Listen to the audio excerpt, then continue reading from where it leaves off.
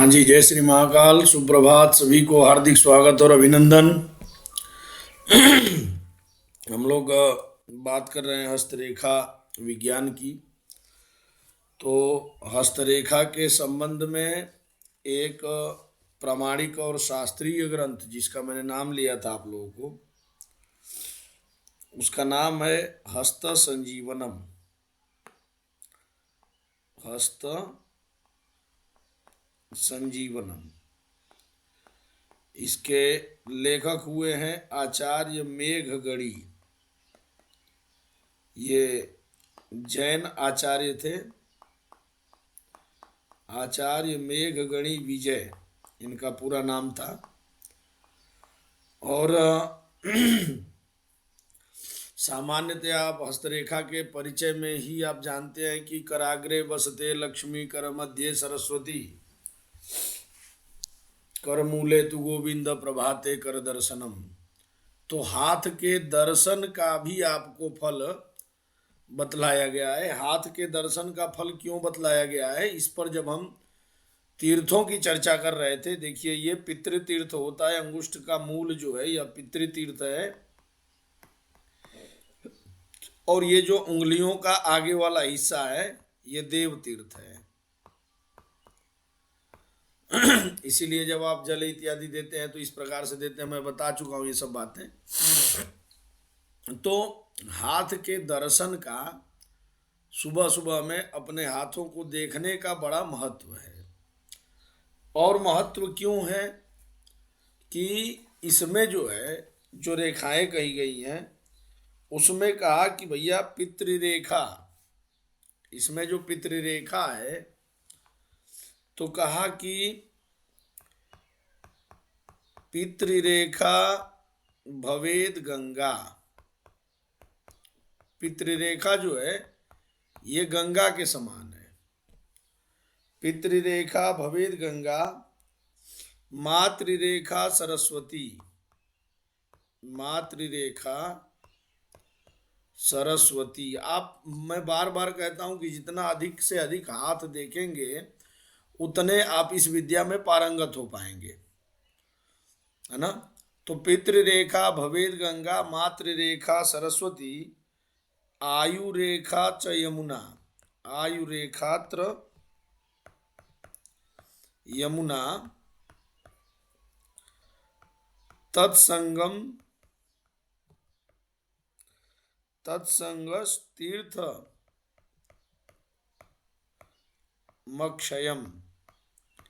इन्हीं का संगम ये अक्षय तीर्थ है। गंगा यमुना सरस्वती प्रयाग में जो आप जाते हैं वो आपके हाथ में भी है ना। आपके हाथ में भी है। जो आपकी पितृरेखा ये गंगा है, मातृरेखा सरस्वती है और आयु रेखा यमुना है। इन तीनों का संगम आपके हाथ में है। एक चीज और आचार्य की बातें मुझे जो याद आती है, जब हम लोग पढ़ते थे काफी पहले, तो एक श्लोक हमेशा गुरुजी बताया करते थे हस्तरेखा विज्ञान के बारे में। वो कहते थे कि दर्शनात् स्पर्शनात् वा अपि तथा रेखा विमर्दनात्।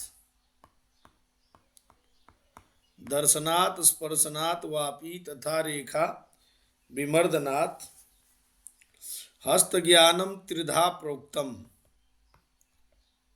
हस्त ज्ञानम त्रिधा प्रोक्तम पुरातन महर्षि भी।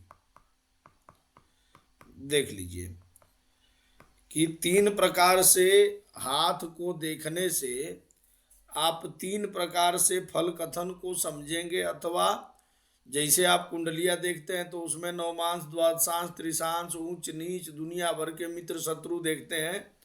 यहाँ पर आपको तीन चीजें देखनी है। तीन तरीके से आपको हाथ की रेखाओं को समझना है। सबसे पहले आपका जो समझने का तरीका होगा ये है दर्शनात्। आप हाथ को ठीक तरह से देखेंगे, हाथ को ठीक प्रकार से देखेंगे। दूसरा है स्पर्शनात्, दूसरा स्पर्श से। और तीसरा जो है रेखा विमर्दनात्, रेखा विमर्दन से, रेखाओं को ऐसे टच करके और उनको दबा करके उनके माने कितनी गहरी है क्या है, इन चीजों को देखने से। ये 3 प्रकार से हस्तरेखा का ज्ञान आप फलादेश कर सकते हैं। अब कोनो फोटो खींच के भेज दे तो समझो कि आप 35% 32% पहुंच पाओगे उसके फलादेश के लिए। बाकी की चीजें जब तक आप स्पर्श करके नहीं देखेंगे, उसकी रेखाओं को नहीं छू के देखेंगे, आप सही तरीके से फलादेश तक नहीं पहुंच सकते हैं। ठीक है ना। तो दर्शनात् स्पर्शनात् वापी तथा रेखा विमर्दनात् हस्त ज्ञानम त्रिधा प्रोक्तम पुरातन महर्षि भी, पुरातन आचार्यों ने ये बातें कही है। ठीक है ना। इसके पहले आपको बतला दिए कि पितृरेखा भवेद गंगा, मातृरेखा सरस्वती, आयुरेखा त्रयमुना, तत्संगम तीर्थ अक्षयम, इनका अक्षय तीर्थ आपके स्वयं के हाथ में है। ठीक है ना। इन्हीं के संगम से आपके हाथ में अक्षय तीर्थ है। ये सामान्य बातें हैं, बीच बीच में हमें जैसे जैसे ये चीज़ें लगती हैं। क्यों मैं ये बातें बता रहा हूँ, क्योंकि कुछ चीज़ें विमर्दन की बात आएंगी, कुछ चीज़ें स्पर्श की बात आएंगी, तो उसको आपको थोड़ा सा समझना पड़ेगा। चलिए आज हम बात करेंगे केवल इस मणिबंध पर, एक एक बिंदुओं पर हम बात करते हुए चलेंगे। हाँ, पढ़ाना तो कुछ और था, लेकिन सुबह कोई फोटो भेजा था मुझे, बोले गुरुजी ये मणिबंध रेखा मैं समझ पा रहा हूँ सही तरीके से, यही है 3। बिल्कुल सही था, मुझे ठीक भी लगा कि कम से कम प्रायोगिक रूप से आप लोग उतर रहे हैं। तो मणिबंध के लिए ना कुछ चीज़ें जो है आपको बता देते हैं। मणिबंध को समझने के लिए क्या प्रयोग है, क्या प्रक्रिया है, इससे आप थोड़ा सा समझ पाएंगे। ठीक है ना। तो आज हम बात कर रहे हैं मणिबंध पर। मणिबंध की पहचान लगभग सबको हो चुकी है, और मणिबंध का क्या स्वरूप है, क्या चीज़ें हैं, उस पर हम बात करेंगे। चलिए यहाँ पर हम बात कर रहे हैं मणिबंध की, क्योंकि आज का जो हम फलादेश के लिए जो मुख्य विषय को अपने चुन कर रखेंगे ये है मणिबंध। मणिबंध, मणिबंध से कल मैं बतला चुका था कि आपको राज सम्मान, आपकी प्रतिष्ठा, आपका यश। अगर कोई कहे कि गुरुजी मेरा हाथ देखिए जरा, मेरी नौकरी पर मेरे खतरा तो नहीं है, राज सम्मान उसको अगर मिल भी गया है और मणिबंध बाद में टूटने लगे, बाद में क्रैक हो जाए बीच में से, बिल्कुल खतरा है, बिल्कुल उस पर केस चल सकते हैं, मुकदमा चल सकता है, इंक्वायरी बैठ सकती है, उसका डिपार्टमेंटल इंक्वायरी हो सकता है और नौकरी भी जा सकती है। ठीक है ना। और अगर मणिबंध बहुत ज़्यादा जैसे मान लीजिए कि मणिबंध जो आपका ये तरीका है मणिबंध का, यही हाथ के नीचे ये 3 मैंने बतलाया था, अगर कोई मोटी रेखा यहाँ से निकले इन तीनों को खंडित कर दे तो ये निश्चित रूप से कारागारे विचारतः, हाँ कारागारे विचारतः, कारागार में जेल जाने के योग निश्चित रूप से बना देगा। तो सबसे पहले देखिए कि मणिबंध से हम क्या क्या चीजें कर सकते हैं। इसी को सामुद्रिक शास्त्र में पाणिमूल कहा गया है।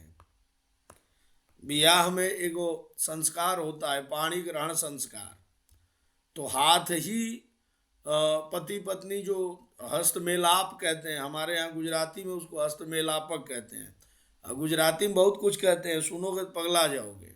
हाँ, बारात निकलने को कहते हैं, सब जान निकलेगी इनकी, हाँ कि इनकी जान निकलने वाली है। मैंने बोला निकल जाए साला, यही निकल जाए फिर। हाँ, क्या करना है वहाँ तक जाके, लड़की वाले के दरवाजे पर जाके निकल जाए, इससे बढ़िया यही निकल जाए। हाँ, कोई कोई भाषाओं को जो है ना सुन के बड़ा यूं आनंद आता है। बोले इनकी जान जो है बहुत टाइम पर निकल जाएगी, तुम टाइम पर आ जाना। मैंने बोला तो जान निकल ही रही है तो उसमें हमें आने की क्या जरूरत है, निकल जाए। तो बोले नहीं नहीं दूर जाना है ना, इसलिए जान टाइम पर ही निकलेगी। मैंने बोला ठीक है ना। हाँ, तो ये पाणी मूल, इसी को आप देखिए हस्तमेलापक, हस्तमेलापक जो होता है विवाह में, तो विवाह में जो हस्तमेलापक है, इसी को एक और शब्द आप यूज करते हैं, पाणी ग्रहण, है ना। हस्त का ग्रहण करना, हाथ का ग्रहण करना वर कन्या का। तो ये सब कुछ हाथ के मणिबंध की बात करता है। अगर किसी से हाथ मिलाना है तो हाथ मिलाने का तरीका भी हस्तरेखा शास्त्र बतलाएगा। तुम आए बाथरूम में से और हाथ गीला है तो उंगलियां ऐसे करके टच करता है, ऐसे करके मिलाता है, बकलोल कहीं के। मणिबंध तक उसके उंगलियां यहां तक पहुंचनी है, मणिबंध तक, तभी ठीक प्रकार से हाथ मिलाना हस्तमेलाप कहते हैं। अरे ये शादी विवाह के लिए बता रहा हूं, तुम अपने वाले से मिलाते हो जैसे मिलाओ, हमें क्या लेना देना है। लेकिन कहने का मतलब कि शादी विवाह के दिन कम से कम, हाँ। और उसमें भी क्या होता है कि वो पंडित लोग क्या करते हैं ना, दोनों को मिला करके बांध देते हैं कपड़ा से, ऊपर है वो घड़ी और रख देते हैं, हाँ। तो वो भी ठीक है। वो केवल मैं हस्तमेलाप की बात कर रहा हूँ कि हस्तमेलाप आपका इस तरीके से होना चाहिए कि आपका हाथ, जो लड़की का, जिस कन्या का हाथ आप थाम रहे हैं, तो वो इतनी आसानी से छूटने वाला ना हो। जब भी तो आप हस्तमेलापक करते हैं तो वो आपकी ये उंगली उसके मणिबंध तक आनी चाहिए, तभी हस्तमेलापक हुआ। हाँ, नहीं आधा अधूरा हुआ फिर टूटेगा शादी, कहोगे पंडित जी बताए नहीं थे। हाँ, तो ये सारी सामान्य चीजें हैं। हाँ, ये सब प्रैक्टिकल करेगा पारुल। हाँ, अभी उतरेगा मार्केट में, ये सब प्रैक्टिकल करेगा। चलो, अभी अभी गया है, वैलेंटाइन डे गया है। तो यह कह रहे हैं कि ये जो मणिबंध है, अब मणिबंध की बात थोड़ा सा सीरियस हो जाइए, थोड़ा सा समझ लीजिए कि मणिबंध जो है, यह मणिबंध मांस युक्त हो। हाँ, मणिबंधवा के बाद पास में अगर हड्डी वड्डी दिखाई देने लगे, मांस से युक्त नहीं हो, वो अलग हो गया। और मांस से युक्त हो माने हड्डी दिखाई ना दे। मांस युक्त का मतलब जो है हड्डी दिखाई ना दे। हाँ, हड्डी जहां पर दिखाई ना दे, मांस युक्त का मतलब यही है। तो हड्डी दिखाई ना दे, वो पुष्ट हो, पुष्ट माने मजबूत होता है, पुष्ट हो, और अच्छी तरह से जुड़ा हुआ हो, अच्छी संधि वाला हो। हाँ, नहीं पता चलेगी तीनों रेखाओं ना अलग अलग जोड़ दिख रही हैं। ये मैं प्रैक्टिकल आपको इसीलिए कह रहा हूं कि 200-400 हाथ देखोगे तब समझ में आएगा कि मणिबंध से आप क्या क्या समझ सकते हैं। आधा फलादेश यहीं से हो जाएगा, ठीक है ना। तो मणिबंध अच्छी तरह से जुड़ा हुआ हो, वह व्यक्ति भाग्यशाली होगा। मैं आपको पहले ही बतलाया कि वह व्यक्ति भाग्यशाली होगा, ठीक है ना। और इसके ठीक विपरीत, जिसका ये कलाई के पास जो है, कलाई के पास मणिबंध पर या मणिबंध के पास हड्डी दिखाई दे, हड्डी दिखाई दे, है ना, और लटकता हुआ रहे, ढीला रहे। हाँ, यहाँ से ऐसे बार बार एकदम ये कसरत करके एक बना लेना अलग चीज है। कुछ लोगों का ऐसे लगता है बस यहाँ टूट गया, लटका हुआ है एकदम, और ये रेखाएं के गहरी दिखाई देती हैं, गड्ढा, हड्डियां दिखाई देती हैं, है ना। वैसा यदि हो तो ये देखने में सुंदर भी ना हो, देखने में सुंदर भी ना हो, मणिबंध जो है। कृष्णा जी अपना माइक बंद कर लीजिए, आप लोग क्लास में जुड़ते हैं तो थोड़ा सा ये रहे कि केवल आप क्लास में ही हैं, है ना। हाँ, तो देखने में जो सुंदर भी ना रहे, उसके बाद से देखने में सुंदर भी ना रहे, और मान लो कि ऐसे मुड़ते टाइम बहुत सारे लोगों के यहाँ पर आवाज आती है, कट कट की आवाज आती है, देखे हो। यदि आवाज आए, आवाज आए, तब कह रहा है कि यह निर्धन, निर्धन मने गरीब दरिद्र जितना समझ लो। और उसके बाद से ये गरीब दरिद्र तो होगा ही होगा। देखो ये कलाई है जो मणिबंध है, ये पहली बात तो जितना मांस से पुष्ट होगा, ढका हुआ होगा, मांस से रेखाएं होंगी, वो अच्छा है। लेकिन इसके विपरीत अगर यहाँ पर मणिबंध के पास में हड्डी दिखाई देती है, कलाई को मोड़ने पर ऐसे कट की आवाज आती है, या फिर इसके अलावा यह देखने में शोभनीय नहीं हो मणिबंध, इसी को कंगन कहते हैं, तो ये कंगन आपका अगर ठीक नहीं है तो क्या होगा? तो सबसे पहले कहा कि भाई ये निर्धन होगा, अशुभ लक्षण है। और इसके साथ साथ हाथ में अशुभ लक्षण अगर यहां पर भी मिल गए, अशुभ लक्षण क्या है, शुभ लक्षण क्या है, ये मैं आगे और बताऊंगा। इसी मणिबंध पर अशुभ लक्षण भी मिल गए तो आप ये समझ लो कि उसको राजदंड का भागी। अभी शुरू में मैंने क्या कहा कि जेल जाने के योग, इंक्वायरी और एफआईआर, ये सारी चीजें यहीं से आपको पता करनी है कि मणिबंध की क्या स्थिति है। तो ये मणिबंध अगर गड़बड़ हुआ तो ये पारुल तो ऐसे मुंह बाता है जैसे पुलिस इसी के पीछे पड़ी है, एकदम मंदिरे पहुंच गई, इसकी सवेरे सवेरे उठा ले जाएगी, है ना। हाँ, ये अलगे टेंशन में रहता है। तो राजदंड का भागी, राजदंड का भागी माने राजा से जो दंड मिलता है उसको कोर्ट कचहरी के चक्कर भी हो सकते हैं, इसके ऊपर आरोप लग सकता है, मुकदमा हो सकता है, कुछ भी हो सकता है, माने पुलिस प्रशासन और ये सारी चीज़ों की परेशानियां इसको झेलने को मिलेगी। देखिए गरुड़ पुराण में, हाँ आपको लगता है कि मैंने गरुड़ पुराण खाली जो है ना क्या है, कोनो निपट जाए तब उसके घर पे पाठ करने के लिए बनाया गया है ना। लेकिन ऐसा नहीं है, गरुड़ पुराण हर ज्योतिषी को पढ़ना चाहिए, उसमें बहुत सारे फलादेश की बातें की गई हैं। गरुड़ पुराण और बृहद संहिता, देखिए 18 पुराणों में गरुड़ पुराण भी है ना, 18 जो पुराण हैं इनमें गरुड़ पुराण भी है। तो गरुड़ पुराण के साथ इतना भेदभाव नहीं सोचना चाहिए। हाँ, गरुड़ पुराण जो है उसमें शारीरिक लक्षण और बहुत सारे विषय ऐसे हैं जो आपको पढ़ना चाहिए। और इनमें देखो बृहद संहिता में ये आचार्य वराहमिहिर की है, आचार्य वराहमिहिर की है। और ये गरुड़ पुराण वेद व्यास जी लिखते हैं, है ना। तो इन दोनों ही ग्रंथों में, दोनों ही जगह पर एक ही बात है कि मणिबंध की हड्डियां दिखाई नहीं देनी चाहिए, है ना।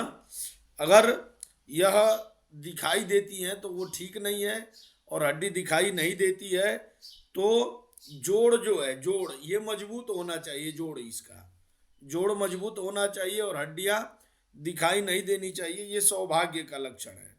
और यहीं से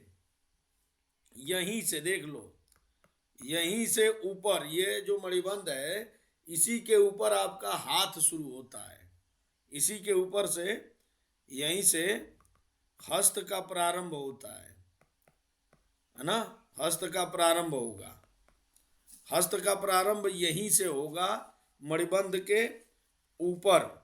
एक ग्रंथ है समुद्र तिलक, देख लो, खाली नमोए सुनोगे, मंगा लेना, पढ़ लेना, जीवन में कभी मौका मिले। समुद्र तिलक ये समुद्र ऋषि के द्वारा ही लिखा हुआ प्रणीत ग्रंथ है ना। तो उसमें कह रहे हैं समुद्र तिलक में क्या बातें कही गई हैं, देख लो। 3 रेखाओं, मणिबंध में कितनी रेखाओं, 3 रेखाओं, और ये पूर्ण हो, तीनों क्या हो, पूर्ण हो। पूर्ण का मतलब कहीं से खंडित ना हो, कहीं से खंडित ना हो, हाँ कहीं से भी खंडित ना हो। दूसरा ये है कि एक बात और ध्यान रखना कि ये जो पढ़ा रहा हूं तो पढ़ाने के बाद जो है ना, हाँ अपने ही घर में अपने बीवी बच्चों का हाथ वाथ लेकर के दिन भर ट्राई मत करते रहना, क्योंकि हस्त परीक्षण की जो विधियां मैं बतलाया हूँ, हस्त, हाँ निधि जी समझ गई, तो हस्त परीक्षण की जो विधियां बतलाया हूँ, हस्त परीक्षण का जो नियम है उन नियमों के अनुसार। दूसरा, अगर आपको प्रैक्टिकल करना है, प्रैक्टिस करना है, आप कहीं ऐसे जगह बैठ जाइए, गार्डन वगैरह में बैठ जाइए, फिर एक एक को पकड़िए कि भैया आना जरा, मैं प्रैक्टिकल के लिए आपका हाथ देखना चाहता हूँ। हाँ, इस तरह से। हाँ, अब पारुल चल जाए सवेरे सवेरे जम्मू के गार्डन में, हाँ, रणवीर सिंह गार्डन में, महाराजा रणवीर सिंह, और वहाँ जाके लड़कियों को पकड़ने लगे सवेरे, बहुत मार पड़ेगी बेटा समझदारी से।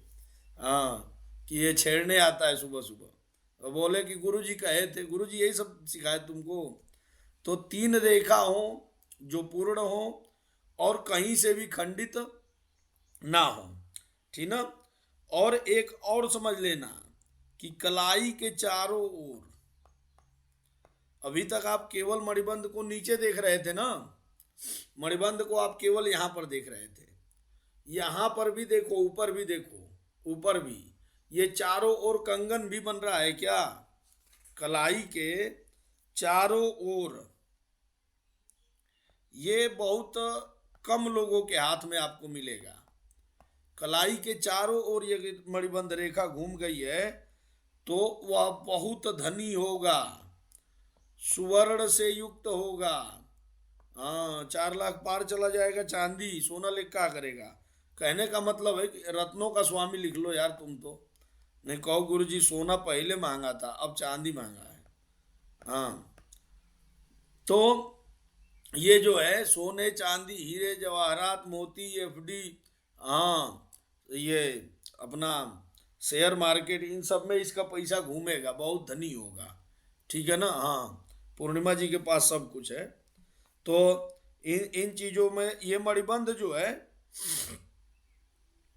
दूसरा कि ये 3 रेखाएं, 3 रेखाएं, कौन सी 3 रेखाएं मणिबंध की, मैं आज केवल मणिबंध पर बात कर रहा हूं। हाँ, आज केवल मणिबंध पर बात कर रहा हूं। ये 3 रेखाएं मणिबंध की, यदि ये 3 रेखाएं मणिबंध की यदि यवमाला की तरह, यवमाला की तरह, है ना, यवमाला की तरह। यवमाला आप कैसे समझोगे, देखो हाथ जो आपको फोटो दिखाए थे, ये देखो इधर, ये हस्तरेखा है, तो ये जो है ना, इसमें तो बहुत सारा बना दिया, तो 3 रेखाएं, ये यहां तक की 3 रेखाएं समझ लो, ये यहां तक की, ये केवल आप 3 रेखाएं यहां की समझ लीजिए कि जो मणिबंध की 3 रेखाएं हैं, ये 1 और ये 2 और ये 3, ये 3 रेखाएं मणिबंध की यदि चारों ओर से आपके हाथ में घूमी हुई हैं, आवृत्त किया हो आपके हाथ को, इसके अंदर से देखो, जैसे ये है ना, तो इसको थोड़ा सा आप कैसे समझोगे, ये देखो, ये जैसे इस तरह से बहुत सारे लोगों के उसमें बनी रहती है मणिबंध के बीच में, मणिबंध अपना अपना देख लो, तो ये यवमाला बोलते हैं, ये यवमाला बोलते हैं।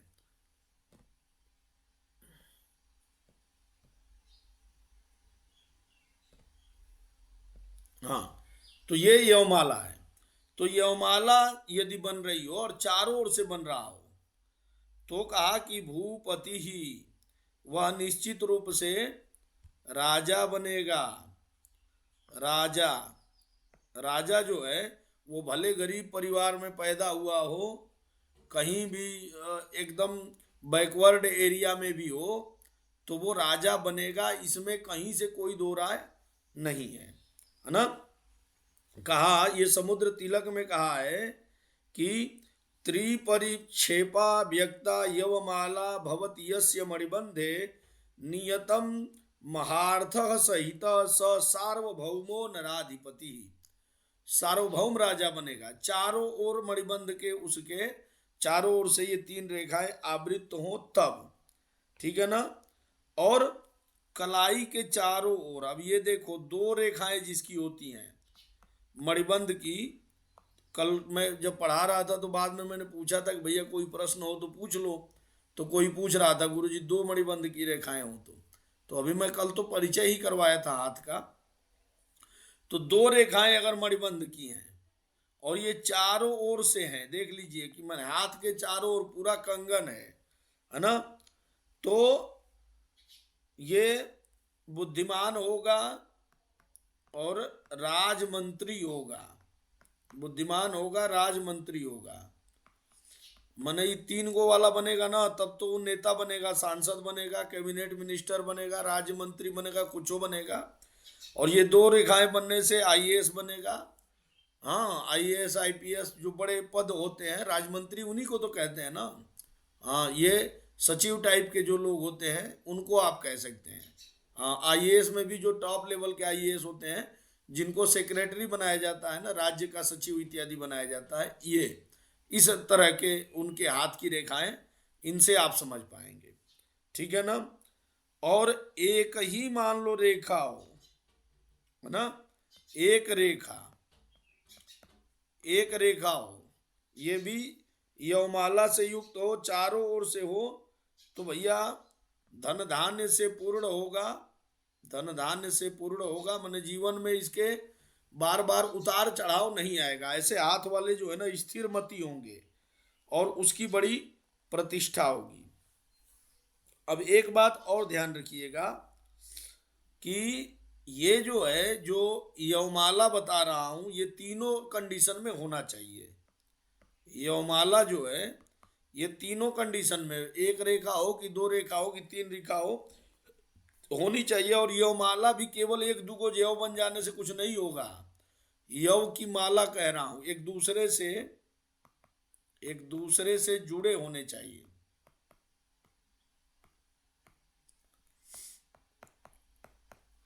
एक दूसरे से जुड़े होने चाहिए। ठीक है ना। अब जो है इसको विशेष रूप से ध्यान रखना है कि यवमाला सुंदर होनी चाहिए। माने यवमाला जो है वो सुंदर होनी चाहिए, वो टूटी फूटी नहीं होनी चाहिए, है ना। यवमाला कलाई के चारों ओर यदि बन रही है, यवमाला यदि कलाई के चारों ओर बन रही है तो केवल हथेली की ओर बनने से, आगे आगे हथेली के, ये हथेली का ये वाला एरिया है, यहां बनने से पूर्ण फल नहीं मिलेगा। मिलेगा फल, मना नहीं है। अब ये नहीं कि मैंने तुम्हारे खाली आगे आगे तीन रेखाएं हैं तो क्या करोगे, ऐसा नहीं है। तीन रेखाएं तो हैं, लेकिन वे तीन रेखाएं यदि कलाई के इधर पीछे की तरफ नहीं हो, केवल आगे आगे तरफ हो, तो मैंने फल में कमी आ जाएगी। जैसे वो पूरा का पूरा राजा नहीं बनेगा, फिर हाँ सरपंच बनेगा, विधायक बनेगा। और विधायक बन के भाई उसी विधायक में से तो सीएम बनता है ना, तो विधायक तक रह जाएगा, सीएम तक नहीं पहुंच पाएगा। अगर चारों ओर से है तो सीएम बनेगा। और अगर मान लो कि चारों ओर से पूर्ण होकर के कहीं से खंडित हो गया तो कैबिनेट मिनिस्टर बनेगा, सीएम नहीं बनेगा। और कैबिनेट मिनिस्टर के लेवल का भी नहीं पहुंचा तो कुछ और कमी आ जाएगी। इस तरह की आपको ये देखना है। एक ग्रंथ और है, एक ग्रंथ और है, विवेक विलास। देखो आपको हस्त संजीवनम बता दिया, गरुड़ पुराण बता दिया, समुद्र तिलक बता दिया, विवेक विलास बता दिया। शायद नमो आप लोग नहीं सुने होंगे अभी तक इन ग्रंथों का। हाँ, क्योंकि 3 दिन में ज्योतिषी सीखे वाला मार्केट में जब किताब उपलब्ध हो कि 3 दिन में एकदम प्रकांड निहायती, हाँ ज्ञानी बनिए, ऐसा वाला यदि मिल रहा हो तो फिर क्यों पढ़ेंगे हम शास्त्र को।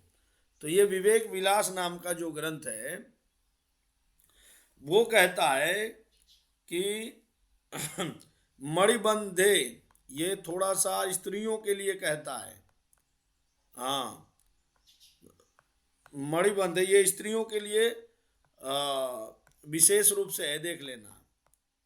यवश्रेण्य मणिबंधे यवश्रेण्य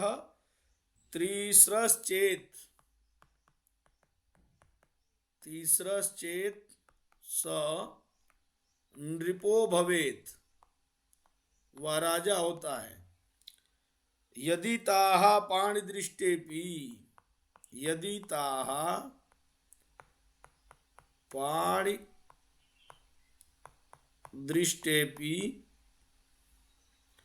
ततो अधिकतरम फलम, ततो अधिकतरम फलम। कहा कि भैया 3 गो मणिबंध होने से और यव के माला होने से राजा होता है, वो तो बहुत अच्छी बात है। लेकिन यदि ये तो इतने से ही, ये देखो 3 जो बताया, ये इसके लिए तो कहा कि हाथ के अगले हिस्से में यहाँ पर हो रही हो ये तीनों यवमाला के साथ, तो राजा बनेगा निश्चित है।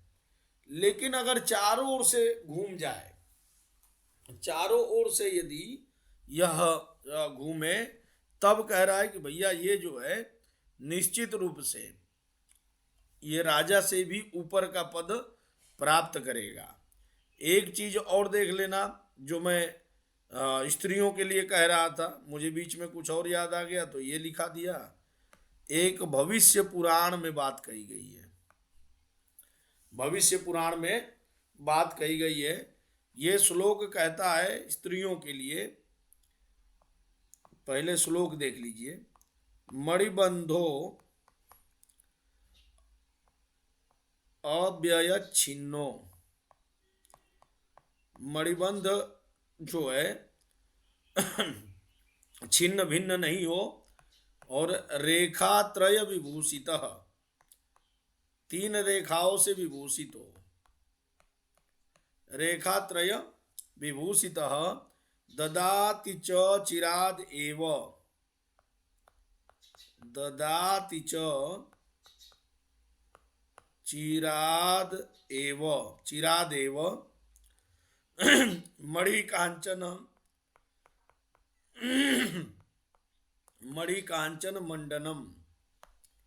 ये देख लो, ये स्त्रियों के लिए भविष्य पुराण में कहा गया है कि भाई स्त्रियों के मणिबंध के यदि 3 रेखाएं, यदि 3 रेखाएं स्त्रियों के मणिबंध की, यदि ये स्त्रियों का नाम लेते स्क्रीनों में कहाँ चला गया, हाँ, स्त्रियों के जो है मणिबंध की 3 रेखाएं यदि मान लो कि बीच में टूटी फूटी ना हो और संपूर्ण हो, संपूर्ण हो, तब कह रहा है रेखा त्रय विभूषिता, तब कह रहा है कि भैया वो जो स्त्री होगी वो बहुत भाग्यशालिनी होगी और रत्न सुवर्ण जटित वस्तुओं को धारण करने वाली होगी, सोना चांदी से परिपूर्ण होगी।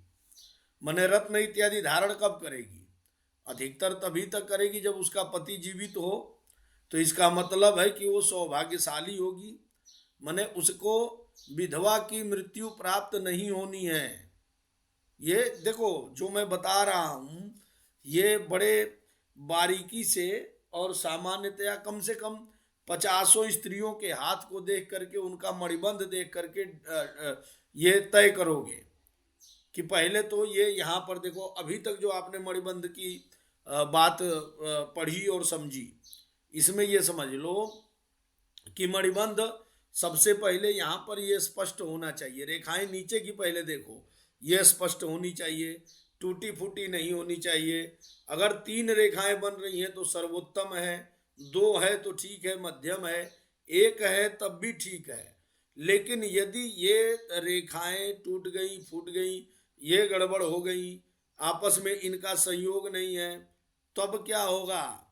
तो भाई पुरुष है तो राजदंड इत्यादि भोगेगा, उसको जेल मुकदमा इन सब चीज़ों की ओर प्रेरित करेगा।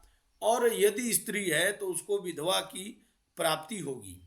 लेकिन इसके विपरीत यदि यवमाला से परिपूर्ण है और चारों ओर से आवृत है किसी का ये कंगन या मणिबंध, तो वो राजा बनेगा, राजा बनेगा। यवमाला है तो राजा से भी बड़ा बनेगा। अगर 2 रेखाएं हैं यवमाला से युक्त हैं तो वो निश्चित रूप से राजा का सचिव मंत्री बनेगा। तीसरा 1 है तो सुखी जीवन जिएगा और किसी भी प्रकार के कर्ज और किसी के बोझ तले नहीं रहेगा, उसको सामाजिक प्रतिष्ठा बहुत अधिक प्राप्त होगी। ये सारी बातें मैंने आपको विवेक विलास, भविष्य पुराण, शारदा, ये समुद्र तिलक और हस्त संजीवनम, इन तमाम ग्रंथों का जो निचोड़ है वो बतलाया हूँ। ये यहाँ तक तो आपको सामान्य बातें मैंने बतलाया, जो श्लोक के साथ आपको शास्त्र की बातें बतलाई।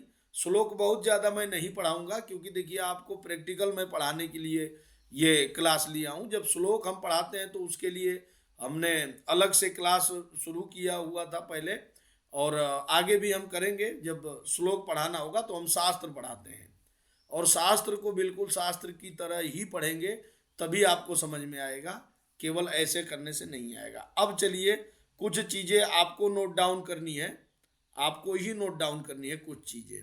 मैं इशारे में करते हुए चलता हूँ कि मान लीजिए कि मणिबंध से निकल कर, ये देख लीजिएगा,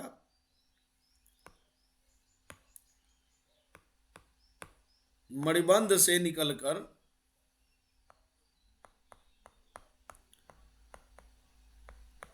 मणिबंध से निकलकर कोई रेखा, कोई भी रेखा, ठीक है ना, मणिबंध से निकलकर कोई भी रेखा उंगली की ओर जाती है। उंगलियां ऊपर हैं, जो आपको मैं परिचय करा चुका हूं। अभी मैं कह रहा हूं उंगली पर जाती है। अब आपका ये सवाल नहीं हो कि भैया तर्जनी पे चली जाए, कनिष्ठिका पर चला जाए, बकलोल कहीं के, खाली उंगली मने उंगली, हाँ, अंगूठा नहीं। हाँ, तो पहले धीरे धीरे आप समझेंगे। देखिए, ज्ञान मिलना बड़ी बात नहीं है, उसको पचाना है ना। और हमारी कक्षा में मैं पहले ही कहता हूँ कि आप कहीं से कुछ भी पढ़ के आए हैं, यहाँ पर जो शास्त्र की बात है मैं केवल वही पढ़ाऊँगा, है ना, और बिल्कुल प्रैक्टिकल पढ़ाऊँगा। अपने मन का मैं कुछ भी नहीं पढ़ाता हूँ। हाँ, व्याकुल भारत के लिए कोई स्थान नहीं है, व्याकुल भारत बनने से कुछ नहीं होगा। थोड़ा धैर्य रख के पढ़ेंगे, सब कुछ समझ में आएगा। तो मणिबंध से निकलकर कोई रेखा यदि उंगलियों की ओर जा रही है ना, तो यह शुभ माना जाता है, ये शुभ माना जाता है ना। लेकिन ये शुभ माना जाएगा, लेकिन यदि यही मणिबंध की रेखा कोई निकल करके और नीचे हाथ की ओर आ जाए, देखिए इसको मैं थोड़ा सा प्रैक्टिकल दिखा देता हूं।